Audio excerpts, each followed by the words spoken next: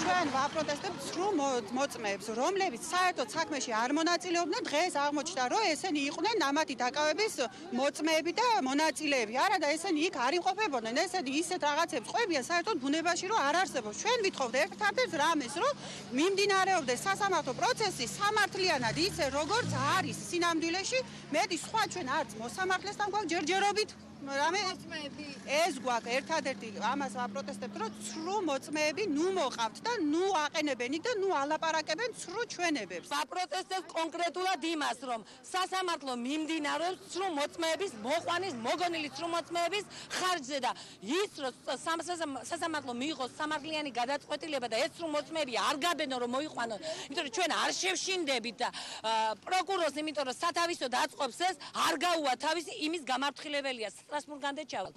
ყველა რო დაგვიჭირონ არ შევშინდებით.